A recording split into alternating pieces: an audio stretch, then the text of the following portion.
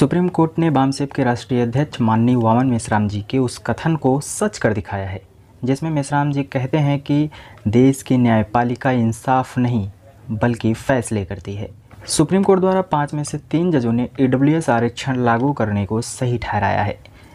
क्या आपको नहीं लगता कि ये कोलेजियम सिस्टम का ही परिणाम है?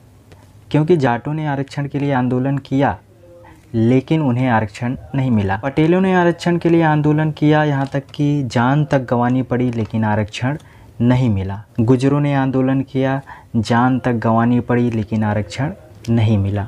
सवर्णों ने कोई आंदोलन नहीं किया, फिर भी 15% को 10% सुदामा कोटा यानी ईडब्ल्यूएस आरक्षण आसानी से मिल गया।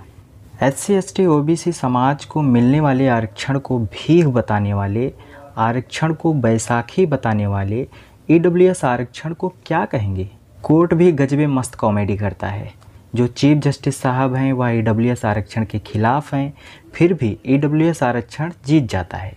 जबकि जस्टिस पादरीवाल जो सदा आरक्षण के खिलाफ रहे, वह कोर्ट में ईडब्ल्यूएस आरक्षण पर अपनी सहमति दर्ज कराते हैं। हास्यपद है ना? यही कोलेजियम की पटकथा होती है। सारे तर्क तथ्य खिलाफ और फैसला 3-2 से जीत गया। चीफ जस्टिस UU ललित की अध्यक्षता वाली 5 सदस्यीय बेंच में 3 जजों ने संविधान के 103वें संशोधन अधिनियम 2019 को सही माना है।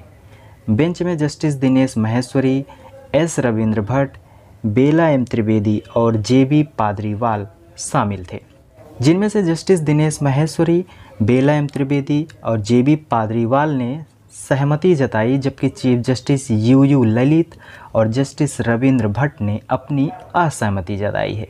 आपको बता दूं कि ईडब्ल्यूएस को 10% आरक्षण दिए जाने के खिलाफ 30 से ज़्यादा याचिकाएं दाखिल की गई थी।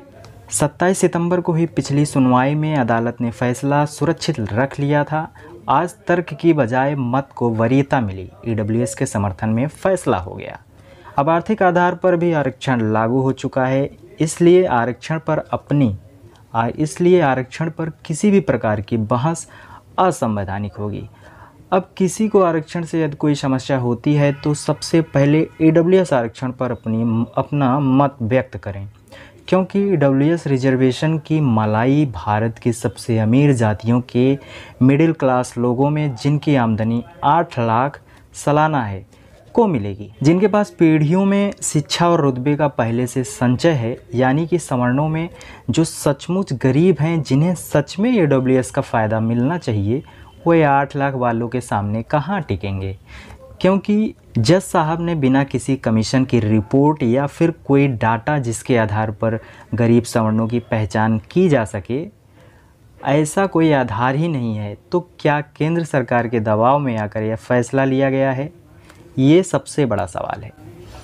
जिन समुदायों में ज़्यादा गरीब हैं वे सब इस आरक्षण से बाहर हैं। इस चार्ट को ध्यान से देखिए, पेरिस के अर्थशास्त्र संस्थान की रिपोर्ट है।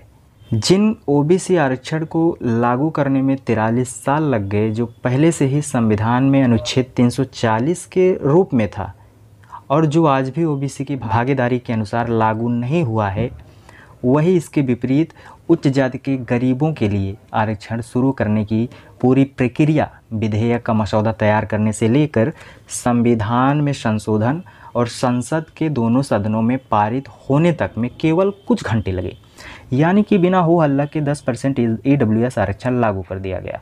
वहीं ओबीसी आरक्षण और SC ST के आरक्षण के लिए कितने पापड़ बेलने पड़े। अगर आप चैनल पर नए हैं तो चैनल को सब्सक्राइब कर लें, बेल आइकन ज़रूर प्रेस करें, ज़्यादा से ज़्यादा शेयर करें। बहुत बहुत धन्यवाद।